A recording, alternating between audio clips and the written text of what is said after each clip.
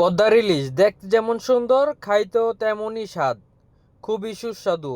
আপনারা জানেন মাওয়া খুবই ইলিশের জন্য বিখ্যাত। হ্যালো গাইস, আসসালামু আলাইকুম। কি অবস্থা, সবাই কেমন আছেন? আশা করি ভালো আছেন। আলহামদুলিল্লাহ, আমিও ভালো আছি।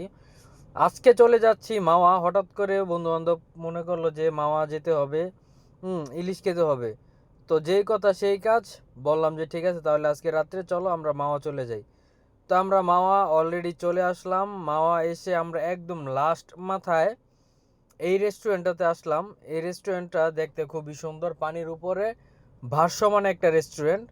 হ্যাঁ, ওই যে পদ্মা সেতুর লাইটিংগুলো দেখা যাচ্ছে, খুবই সুন্দর। তো আপনারা এটাতে চাইলে আসতে পারেন। আমরা এটাতে আসছি, আমরা খুবই এনজয় করছি। তো দেখে দুকে আমরা দুইটা ইলিশ মাছ নিয়ে নিলাম।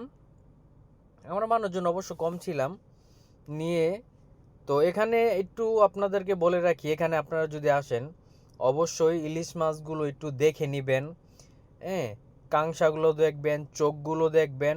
যে চোখগুলো দেখবেন যে একদম বেশি অতিরিক্ত ঘোলা, সেগুলো মনে করবেন যে অনেক দিন পুরাতন। আর যে চোখগুলো দেখবেন যে একদম তরতাজা দেখা যায়, সেগুলো দু এক দিনের।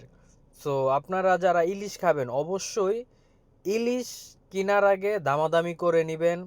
তারপর ওনাদের মানে কয়েকটা আইটেম দেখাইতে বলবেন। ওনারা কি করে, ভালো ভালো জিনিসগুলো নিচে রেখে দেয়, আর যেগুলো একটু বেশি পুরানো সেগুলো উপরে রাখে, সেগুলোই ধরায় দেওয়ার চেষ্টা করে। তো যাই হোক, আমরা নিয়ে নিলাম, নিয়ে দেখে দুকে একটা নিলাম।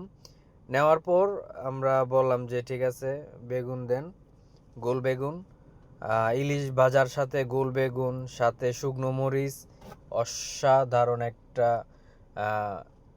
ফ্লেভার আসে আর কি। যখন আপনি, অনেকে আছে শুকনা মরিচ ভাইঙ্গা খায়, অনেকে আছে যে শুকনা মরিচ কামড়িয়ে কামড়িয়ে খায় কাঁচামরিচের মতন।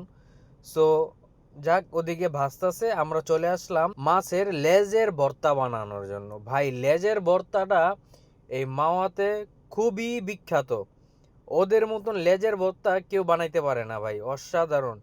এই যে লেজের ভিতরে, ইলিশ মাছের লেজে এত পরিমাণের কাঁটা থাকে, ওরা যে কিভাবে কাঁটাগুলো বাছে ভাই, ভাবা যায় না। খাওয়ার সময় দেখবেন একটা কাঁটাও আপনি পাইবেন না। তো যাই হোক, সবারই হাতে জোশ আছে, তা না হলে তো আর এই সমস্ত ব্যবসা করতে পারতো না। এই যে আমাদের মাছগুলো পরিপূর্ণভাবে ভাজা হয়ে যাচ্ছে, মানে দেখলেই জিভে জল চলে আসে ভাই। তো এখন ভাজার প্রায় শেষ পর্যায়ে, আমরা হাত মুখ ধুলাম, ধুয়ে এখন আমরা টেবিলের দিকে বসবো। বসে যা আসবে তা আমরা খাবো। আই এম সো সরি, আপনাদেরকে খাওয়ার ভিডিওটা দিলাম না, কারণ খাওয়ার ভিডিওটা আমি দেওয়া পছন্দ করি না।